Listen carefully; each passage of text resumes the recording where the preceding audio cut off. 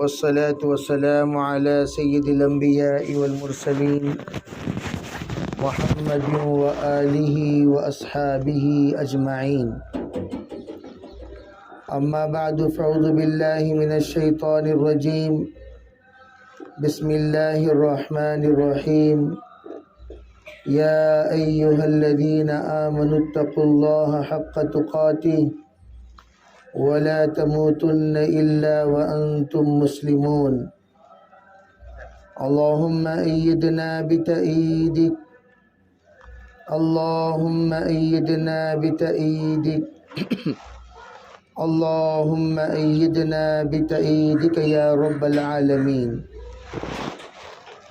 محترم معزز بھائیوں، بزرگوں، پردہ نشین محترم خواتین، اللہ جل جلالہ امن والہ نے اپنے فضل و کرم سے ہمیں دین والی زندگی عطا فرمائی. دین والی زندگی اس زندگی کو کہتے ہیں جس زندگی میں اللہ تعالیٰ نے ہمیں اپنے احکام کے مطابق جناب رسول اللہ صلی اللہ علیہ وسلم کے بتائے ہوئے طریقے کے موافق زندگی گزارنے کا موقع عنایت فرمایا.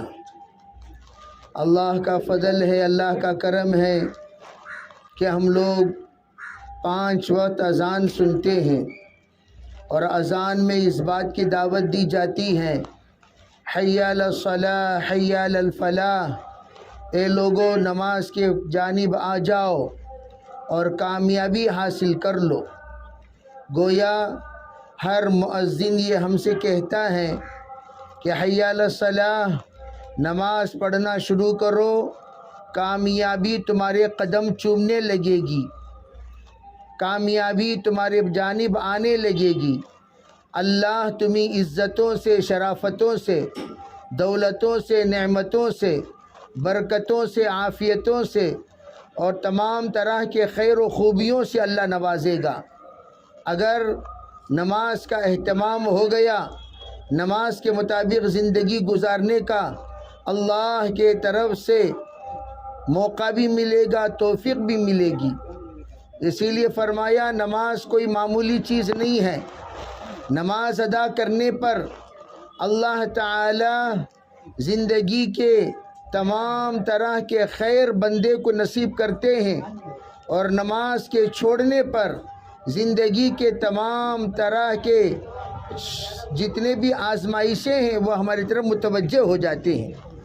اس لیے فرمایا نماز کی جانب توجہ دیا کرو. نماز میں اللہ کے طرف سے بہت ساری نصیحت بھی ہے، بہت ساری تربیت ہے، بہت سارے اسباق ہیں، بہت سارے اللہ کے طرف سے ہمارے لیے ایک سبق ہے. کیا آواز صحیح نہیں جا رہی؟ کچھ نہیں.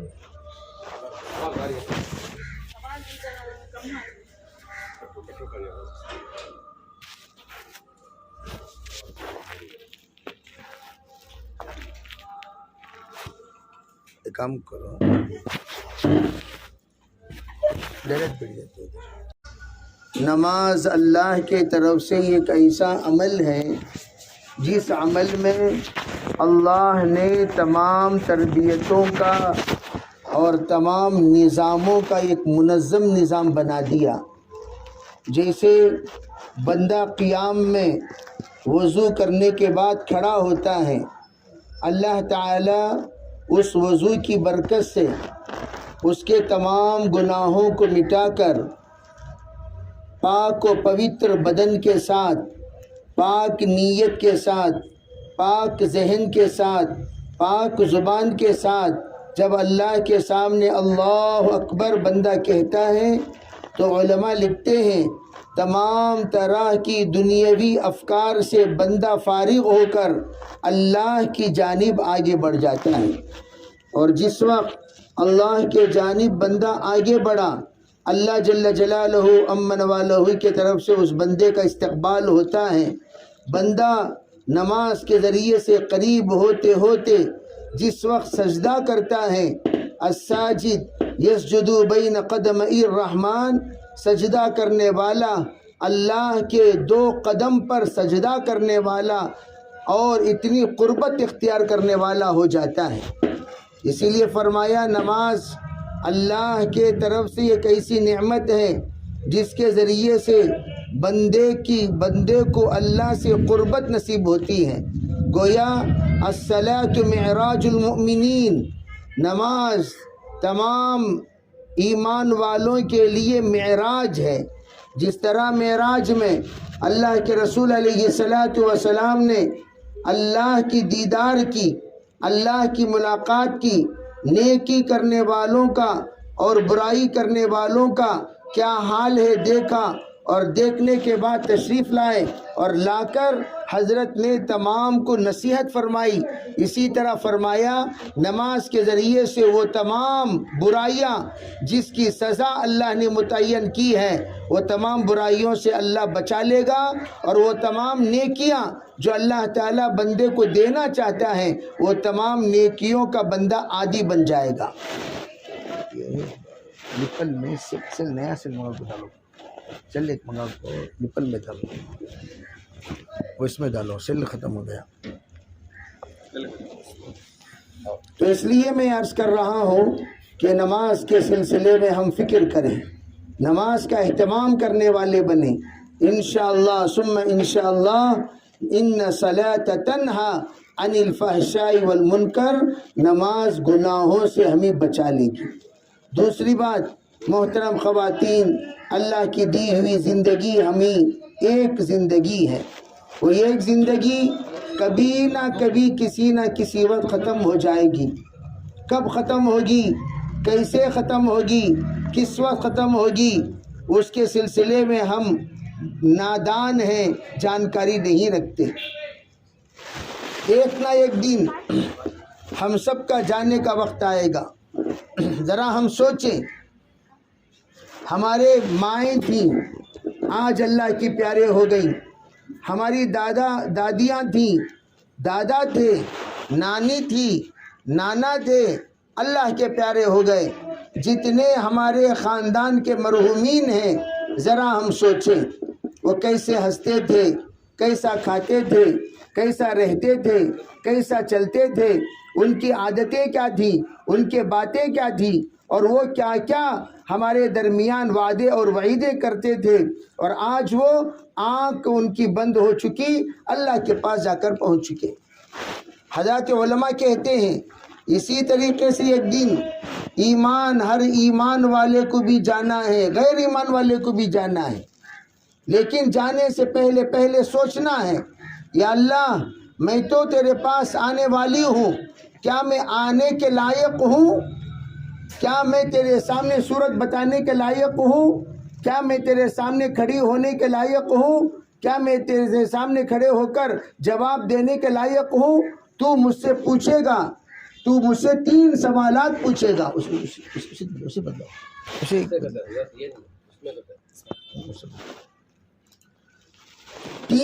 5 سوالات حشر کے میدان میں ہوں گے۔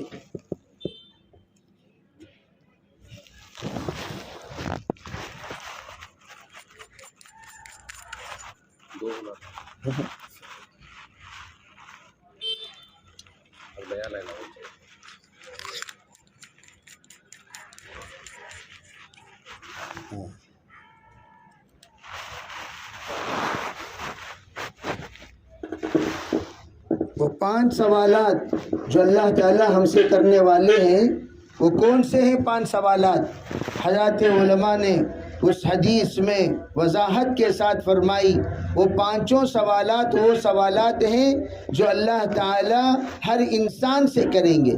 لا تزال قدم ابن آدم حتی یسأل عن 50، اس وقت تک ایمان والے کا قدم اپنی جگہ سے ہل نہیں سکتے، ہٹ نہیں سکتے، جب تک کہ 5 سوال اللہ تعالیٰ ان بندوں سے نہ کر لے۔ ان عمرہ فیما افنا، اللہ پوچھے گا بتاؤ تمہاری عمر تم نے کہاں کھپائی اور کہاں گوائی۔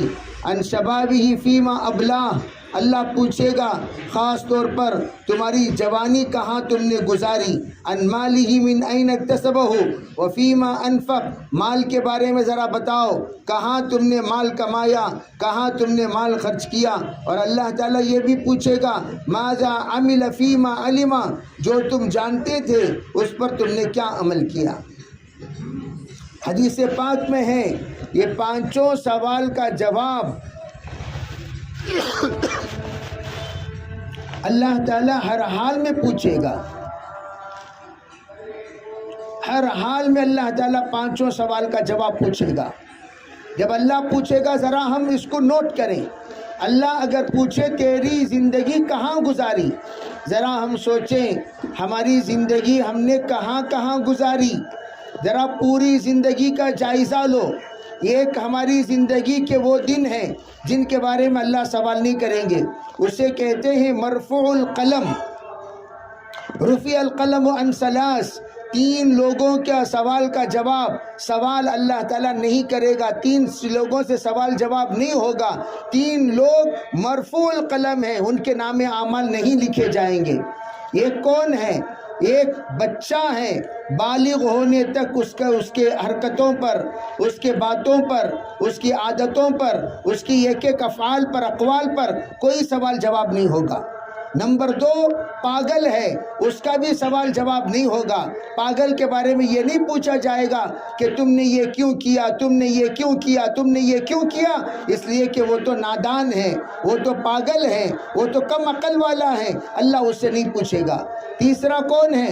فرمایا تیسرا وہ جو سو رہا ہے، سونے والے کو تو نے یہ خواب کیوں دیکھا، تو نے یہ حرکت کیوں کی، تو نے ایسا خواب کیوں دیکھا، تو نے وہ خواب دیکھنے کے بعد تیرے اندر یہ خیال کیوں ایسا پیدا ہوا، یہ تمام چیزیں جو سونے والے سے متعلق ہیں اللہ تعالیٰ اس کے بارے میں سوال نہیں کرے گا۔ لیکن جتنے ہمارے سمجھدار ہیں، جتنے ہمارے عقل والے ہیں، جتنے ہمارے بڑے ہیں، ان کے جب سے یہ ان پر نماز فرض ہوئی اس وقت سے لے کر جوانی عورتوں کے لیے یوں سمجھو 35 سے 40 سال تک جوانی کہلائی جاتی ہے، 35 سے 40 سال تک، اور پھر اس کے بعد ادھیڑ عمر کے لوگ کسے کہتے ہیں؟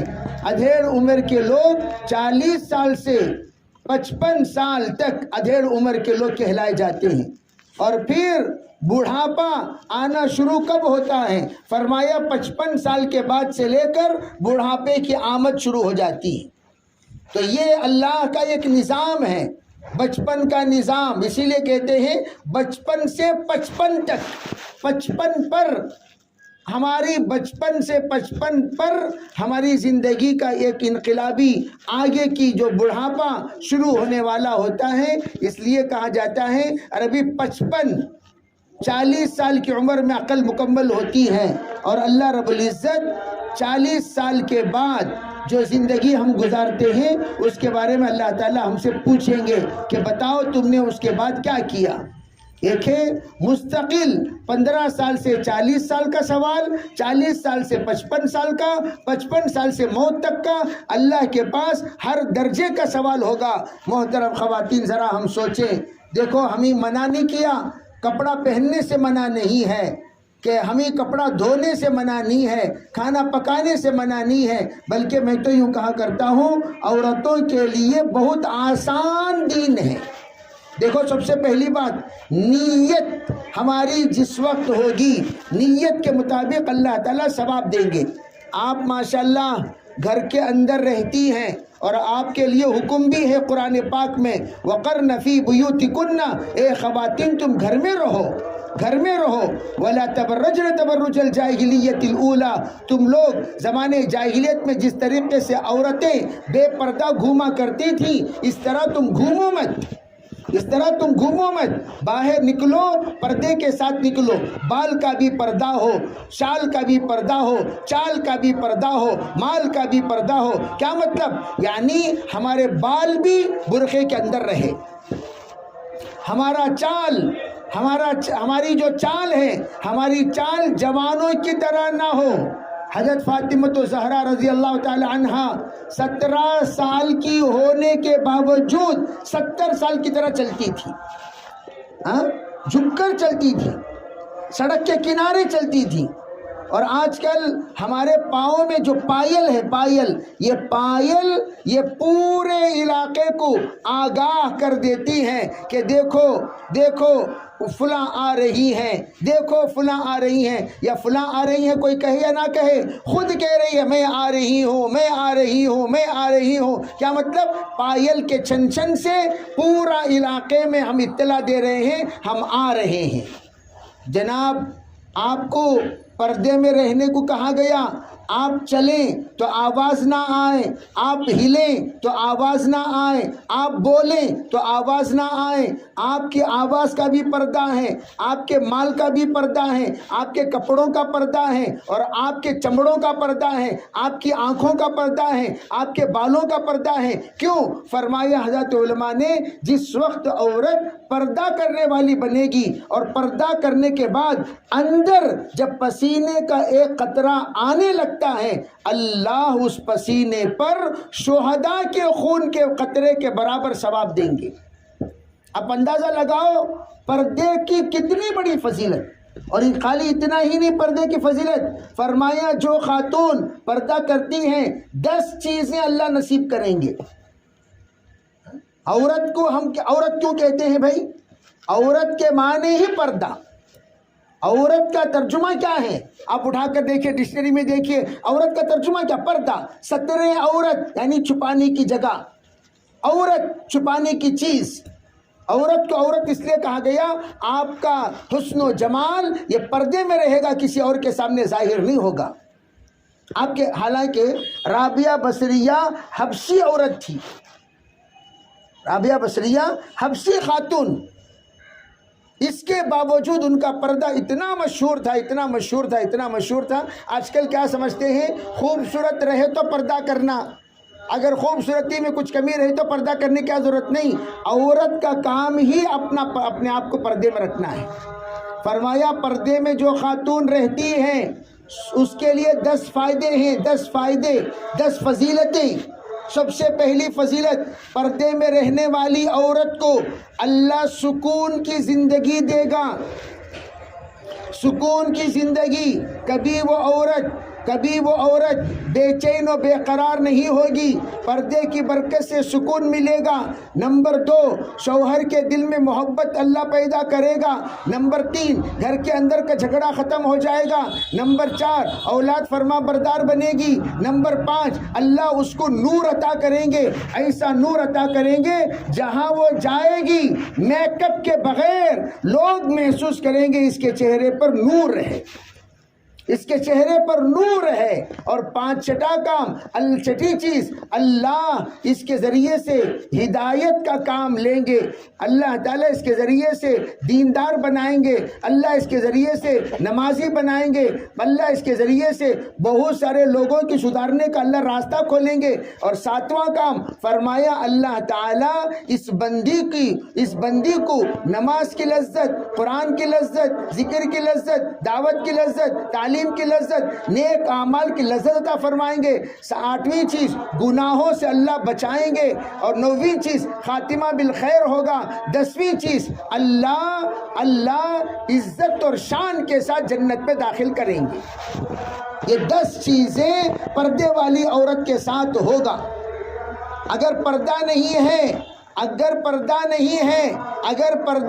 ہے تو 10 نقصان ہوں گے، 10 نقصان۔ وہ بھی سن لیں کیا کیا نقصان ہوتا ہے۔ فرمایا سب سے پہلی بات، گھر جہنم بن جائے گا۔ کیا مطلب؟ گھر کے اندر بے چینی، گھر کے اندر بے قراری، گھر کے اندر مصیبت، گھر کے اندر پریشانی، گھر کے اندر تعلقات کا خراب ہو جانا، یہ سب کے سب بے پردگی کی وجہ سے ہوتا ہے۔ نمبر 2، شوہر کے دل میں اس کی نفرت پیدا ہو جائے گی، شوہر کے دل کے اندر اس کی محبت نہیں رہے گی، شوہر کے دل کے اندر اس کی عظمت نہیں رہے گی، شوہر کے دل کے اندر اس کی قدر نہیں رہے گی۔ نمبر 3، اولاد پورے کے پورے آوارہ ہو جائیں گے، چاہے وہ بیٹا ہو یا بیٹی ہو، سب آزاد طبیعت والے بن جائیں گے۔ نمبر 4، کمائی کی برکت ختم ہو جائے گی، جتنا بھی کماؤ اس کمائی کو بیکار چیزوں میں خرچ کر کے تباہ کر دیں گے، فیشن کی چیزوں میں، دکھلاوے کی چیزوں میں، اور ایسی چیزیں جو چیزوں کا نہ دنیا میں کوئی فائدہ نہ آخرت میں کوئی فائدہ، اس میں اور خواہشات میں پورا پیسہ تباہ و برباد ہو جائے گا۔ 5ویں چیز فرمایا اس کی عزت اور احترام عورتوں کے دلوں میں، خاندان والوں کے دلوں میں ہرگز نہیں ہوگا۔ 6ٹھی چیز فرمایا اس کو نماز بوجھ بن جائے گی، قرآن کی تلاوت بوجھ ہے، ذکر بوجھ ہے، تعلیم بوجھ ہے، نیک کام کرنا بوجھ ہے۔ اور 7ویں چیز کیا ہے؟ فرمایا وہ خاتون کے چہرے پر ظلمت آ جائے گی، نور ختم ہو جائے گا، کتنا بھی میک اپ کرو اجڑا ہوا چمن کی طرح رہے گی، اجڑے ہوئے چمن کی طرح، چہرے پر نور ہی نہیں۔ اور آج کل تو بھائی ہم تو اپنے چہرے کو حسین اور جمیل بنانے کے لیے مختلف قسم کی چیزیں تھوپتے ہیں، پھر جا کر چہرہ دیکھنے کے قابل بنتا ہے۔ اگر وہ چیزیں ہٹا دی جائیں تو چہرہ دیکھنے کے قابل نہیں رہتا۔ فرمایا نافرمان اور بے پردہ خاتون کے اندر وہ تمام ظلمتیں آ جاتی ہیں۔ اور 8ویں چیز کیا ہے؟ فرمایا جہاں پر بے پردہ خاتون ہو، فرمایا اس خاتون کی زندگی اتنی اکیلی ہو جائے گی، آخری زمانے میں وہ توبہ استغفار کرے گی، کاش کہ میری زندگی میں اتنا آزاد نہ ہوئی ہوتی، آج میں اکیلا پن محسوس نہ کرتی۔ فرمایا 9ویں چیز آخرت کا جو معاملہ ہے، سکرات کا معاملہ، جس وقت روح نکلے گی بہت تکلیف سے، اللہ سب کی حفاظت فرمائے، سکرات کا حالت بہت ہی زیادہ خراب اور تکلیف دہ اور دل خراش اور دل کو سوز اور دل کو تکلیف دینے والی چیز بن جائے گی۔ اور 10ویں چیز آخرت میں، قبر میں، حشر میں، اعمال نامے کے وقت میں رسوائی کا سامنا کرنا پڑے گا۔ اس لیے میرے ماں بہنوں سنو، آج کل آزاد رہنے کو ہم لوگ اچھا سمجھتے نہیں۔ جہاں آ گئی آزادی وہاں آ گئی بربادی، جہاں آ گئی پابندی وہاں آ گئی آبادی۔ یہ جملہ یاد رکھ لو، جہاں آ گئی آزادی وہاں آ گئی بربادی، جہاں آ گئی پابندی وہاں آ گئی آبادی۔ تو ہم لوگ اگر چاہتے ہیں اچھے سے، میں تو کہتا ہوں دیکھو بھائی، آج کل نیک لڑکیوں کا رشتہ اتنا تقاضا ہے، نیک لڑکیاں تلاش کرتے لوگ پریشان ہو گئے۔ کیوں؟ اب سمجھ رہے ہیں، ارے بھائی پردے والی بچی چاہیے، نماز والی بچی چاہیے، قرآن والی بچی چاہیے، ذکر والی بچی چاہیے، خدمت والی بچی چاہیے، دین والی بچی چاہیے، اخلاق والی بچی چاہیے۔ اب تلاش کرو، کہاں ہیں بچیاں؟ وہ بچیاں کہاں ہیں جو معین الدین چشتی کو جنم دے؟ وہ بچیاں کہاں ہیں نظام الدین اولیاء کو جنم دے؟ وہ بچیاں کہاں ہیں امام بخاری کو جنم دے؟ وہ بچیاں کہاں ہیں امام مسلم کو جنم دے؟ وہ بچیاں کہاں ہیں جو عبد القادر جیلانی قطب ربانی کو جنم دے؟ اس لیے کہ ہمارے پاس وہ سلسلہ ہی ختم ہو گیا جس سلسلے سے اولیاء اللہ پیدا ہوتے ہیں۔ اس لیے کہتے ہیں سانچہ تو سب کا برابر ہے، لیکن سانچے میں وہ کیفیت پیدا کرنا ہے جس سے نیک صالح اولاد جنم دی جائیں۔ اسی لیے فرمایا نماز کا ذکر میں نے شروع سے کرتا ہوا آ رہا ہوں، فجر کی نماز جو پڑھتے ہیں چہرے پر اللہ نور عطا فرمائیں گے، ظہر کی نماز جو پڑھتے ہیں اللہ ان کے رزق میں برکت عطا فرمائیں گے، عصر کی نماز جو پڑھتے ہیں جسم میں اللہ قوت عطا فرماتے ہیں، مغرب کی نماز جو پڑھتے ہیں اللہ ان کے اولاد کو فرما بردار بناتے ہیں، عشاء کی نماز جو پڑھتے ہیں ان کی نیند میں اللہ سکون عطا فرماتے ہیں۔ اس کا برعکس جو فجر نہ پڑھے چہرے پر نور ختم ہو جائے، جو ظہر نہ پڑھے اس کے گھر میں چاہے کمانے والے 1 ہو 2 ہو 4 ہو 5 ہو 10 ہو، برکت اللہ چھین لیتے ہیں۔ اور فرمایا عصر کی نماز جو خود چھوڑ دے، فرمایا اس کے اولاد سے اللہ تعالیٰ اطاعت والا مادہ ختم کر دیں گے، اولاد نافرمان ہو جائے گی۔ فرمایا جو عشاء کی نماز چھوڑ دے اس کی نیند میں راحت اور سکون اس کو نصیب نہیں ہوگی۔ اس لیے محترم خواتین، میں عاجزانہ دعوت و تبلیغ کی محنت کیا ہے؟ دعوت و تبلیغ کی محنت دنیا اور آخرت کی کامیابی پانے والی محنت ہے۔ دنیا اور آخرت کی کامیابی پانے کے لیے جماعتوں میں جو نکالا جاتا ہے، مردوں کو عورتوں سے کہا جاتا بے ہفتہ جڑ کر گھر میں تعلیم کرو، اپنے اپنے گھر میں فضائل اعمال کی تعلیم کرو، 5 وقت کی نماز پابندی سے کرو۔ جب بھی تمہیں جوڑا جائے بیان کے لیے، جب بھی تمہیں جوڑا جائے تعلیم کے لیے، جب بھی تمہیں بلایا جائے ذکر کے لیے، فکر کے لیے، تو آ جایا کرو، اور اپنے مردوں کو اللہ کے راستے میں 3 دن کے لیے خود بھیجا کرو، اور خود بھی 3 دن اللہ کے راستے میں لگایا کرو۔ اور جو جماعتیں 3 دن نکل رہی ہیں ان کو اپنے گھر میں ٹھکانہ دیا کرو۔ ارے بھئی 1 دن کے لیے دو ٹھکانہ، تو فائدہ کیا ہوگا؟ اگر ہم چاہتے ہیں، دیکھو میں ہمیشہ ایک مثال دیتا ہوں۔ ایک بزرگ کے پاس ایک صاحب اپنے بچے کو لے کر گئے، اپنے بچے کو لے کر گئے، کہنے لگے حضرت ہمارے بچے کے واسطے ذرا دعا کرو۔ تو حضرت بولے اچھی بات ہے بھائی، میں دعا کروں گا۔ تو حضرت نے دعا یہ کی، اللہ تیرے بچے کو تیری طرح بنائے، اللہ تیرے بچے کو تیری طرح بنائے۔ فوراً انہیں کہنے لگے نہیں حضرت دعا واپس لیو، یہ دعا مجھے نہیں چاہیے۔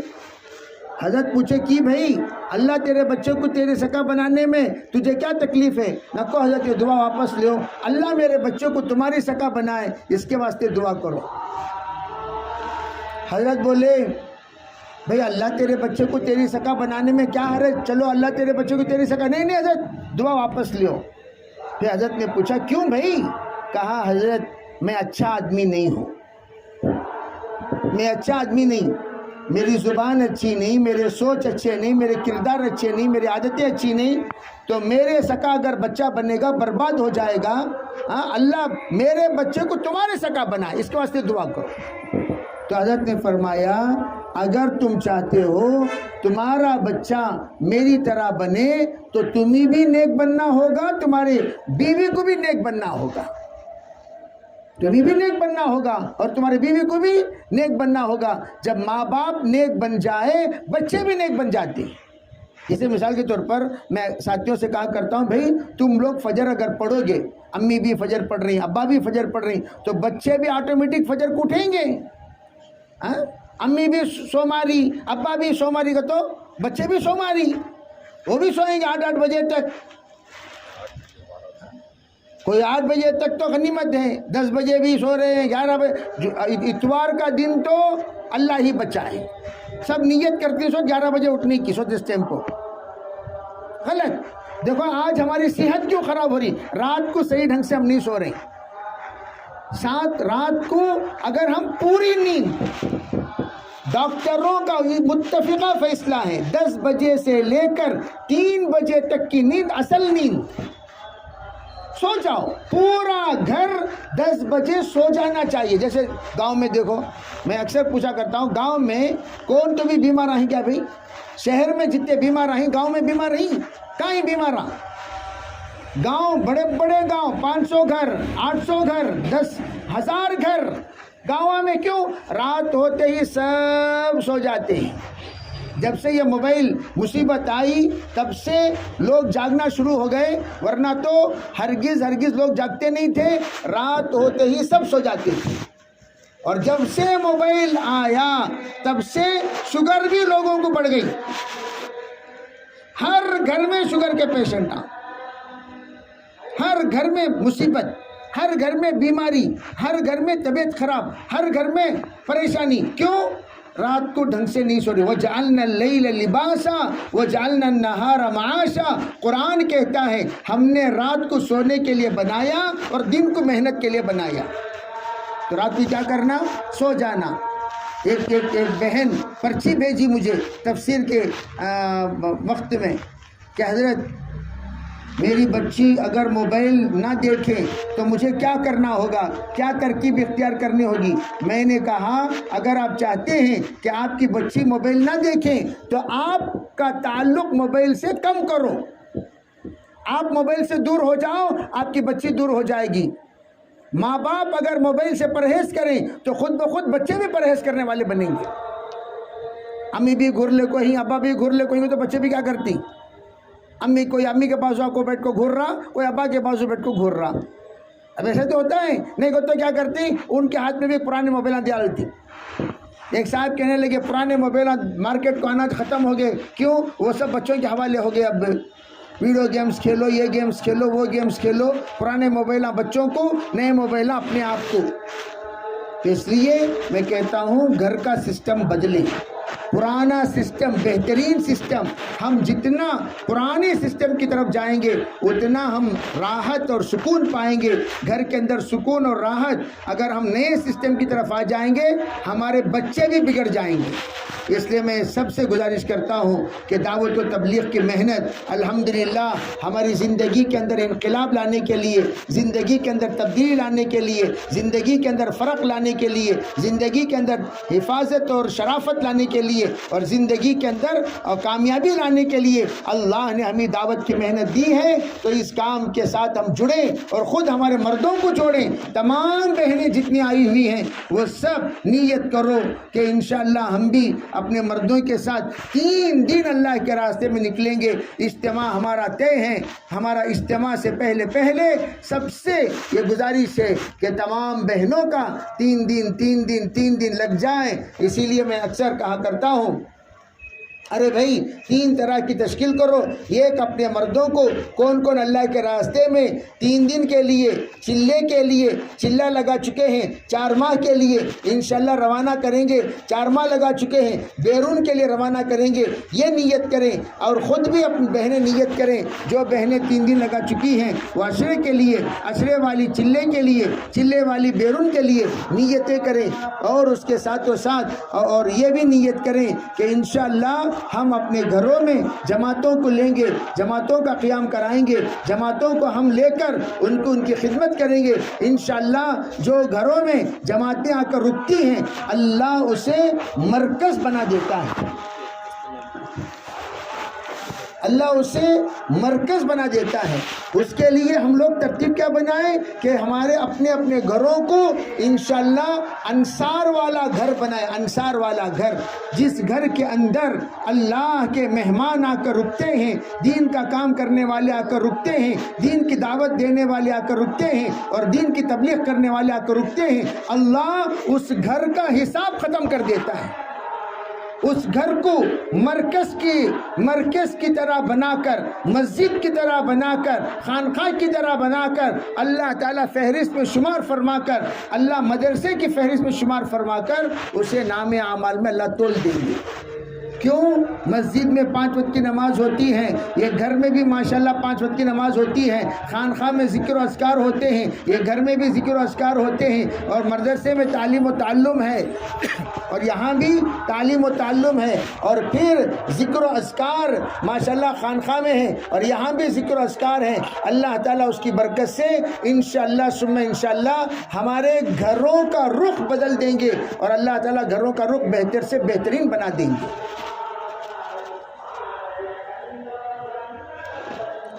اور ایک بات یاد رکھو، کبھی یہ مت سوچو میرا گھر چھوٹا ہے. عام طور پر جماعت کو روکنے کے لیے لوگوں کا دماغ کیا ہوتا ہے؟ بے میرا گھر چھوٹا ہے. کیسا ٹھکانا جماعت کو؟ یہ ایک بیچارہ بہار میں جھوپڑ پٹی کا رہنے والا، جھوپڑ پٹی میں، اور ہم لوگ آسٹریلیا سفر کیے، وہاں پر برما والے تھے، برما والوں کی مسجد جھوپڑی کی مسجد، آسٹریلیا میں جھوپڑی کی مسجد، ریفیوجیز سے وہاں جھوپڑی کی مسجد، وہاں پر بھی ہمارا قیام ہوا. تعجب ہوا میں آسٹریلیا میں جا کر جھوپڑی کی مسجد، تو ماشاءاللہ اتنے مخلص، کوئی بھی مسجد مجھے یاد نہیں رہی سوائے اس جھوپڑی کی مسجد کے، اور ان کا اکرام، ان کا اعزاز، ان کا اخلاص اتنا اچھا، اتنا اچھے دل والے ہوتے ہیں، غریب ہیں لیکن دلدار ہیں، دلدار ہیں۔ تو میں یہ بتا رہا تھا کہ جس وقت میں ایک جھوپڑی کے گھر والے بہار کے، انہوں نے بار بار مطالبہ کیا ہمارے گھر میں جماعت آ کر رکے، ہمارے گھر میں جماعت آ کر رکے، ہمارے گھر میں جماعت آ کر رکے، لیکن کیا ہوا بھئی سب لوگ کہتے تھے جی تمہارے گھر میں جھوپڑی کا گھر کیسا جی آنا، سو جھوپڑی کا گھر کیسا آنا، جھوپڑی، لیکن اس بندے کے طلب بار بار مطالبہ رکھتا تھا۔ یہ ایک جماعت خود مطالبہ رکھی بھئی ہم ان کے گھر میں جا کر رکیں گے،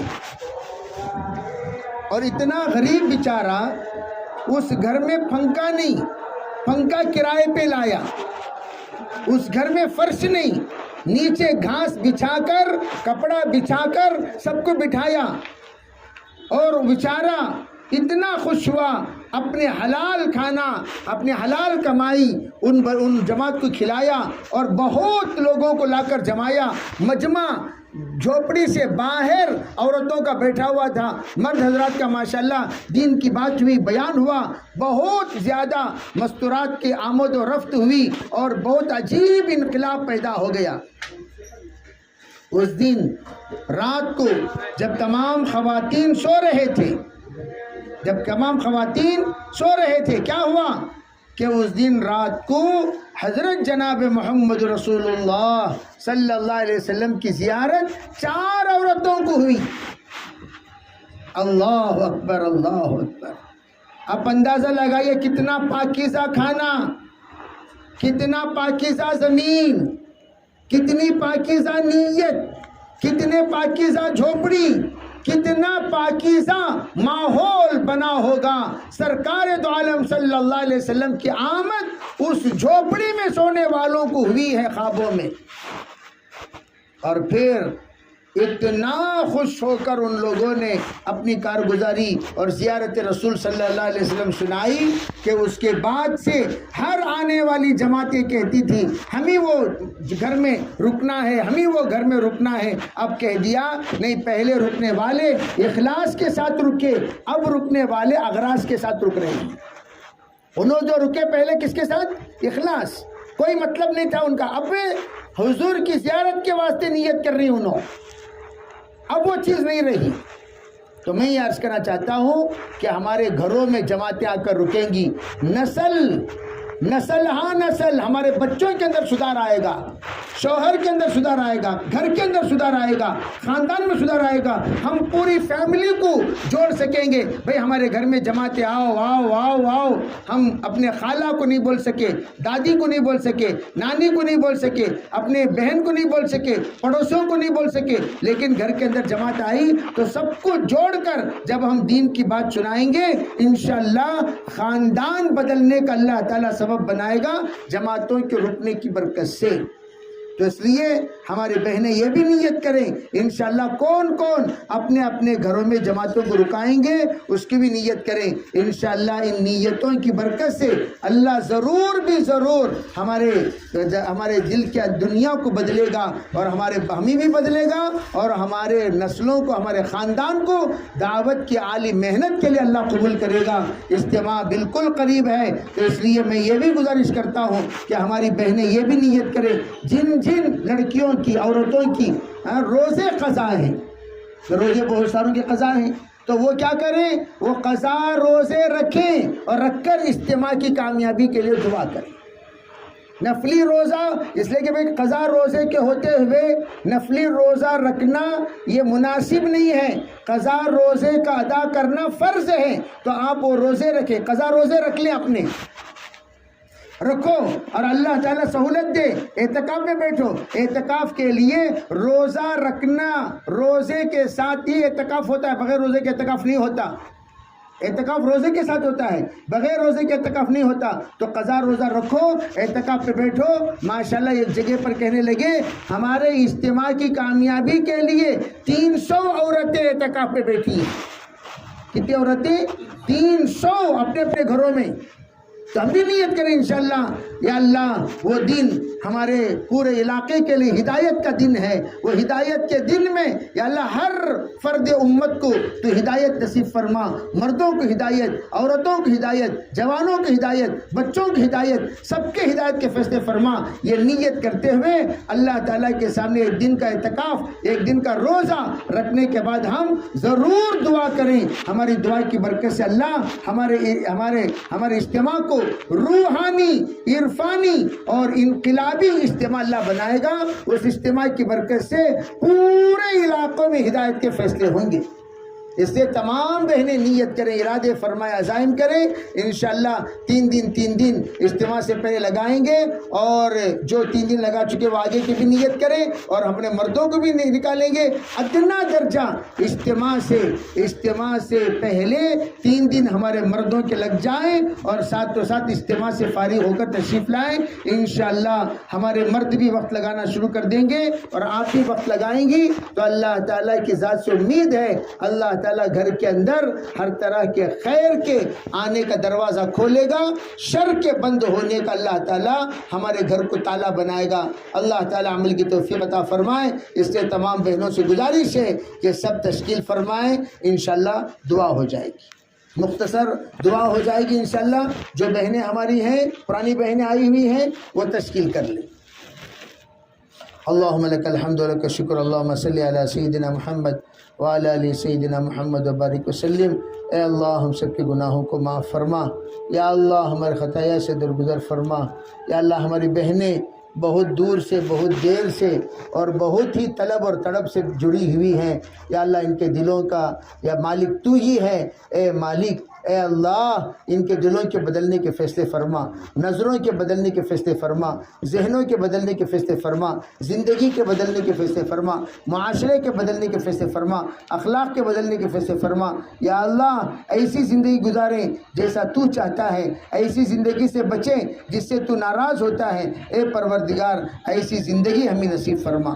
یا اللہ عفو عافیت والا، راحت والا، سکون والا، چین والا، یا اللہ عزت و شرافت والی زندگی ہمیں نصیب فرما. یا اللہ ہمارے گھرانے کو قبول فرما، مردوں کو بھی قبول فرما، عورتوں کو قبول فرما، بچوں کو قبول فرما، جوانوں کو قبول فرما. یا اللہ بہت سارے حاضرین جتنے بھی یہاں تشریف فرما ہیں، سب کے جائز حاجتیں ہیں. یا اللہ ان کے جائز حاجتوں کو پورا فرما. اپنے فضل سے ہمارے اجتماع کو قبول فرما، ہمارے اجتماع کی ضروریات کو غیب سے پورا فرما، ہمارے اجتماع کو آسان فرما، ہمارے اجتماع کو ہدایت کا سبب بنا دے، پورے عالم کے ہدایت کا سبب بنا دے. خصوصاً ہمارے جتنے حلقے اجتماعات میں تشریف لائیں گے یا اللہ ان تمام حلقوں کی ہدایت کے فیصلے فرما دے. اپنے فضل سے، اپنے کرم سے ہماری دعاؤں کو قبول فرما. ربنا تقبل منا ما كان صالحا وسينا ما كان فاسدا برحمتك يا ارحم الراحمين. الحمد لله رب العالمين.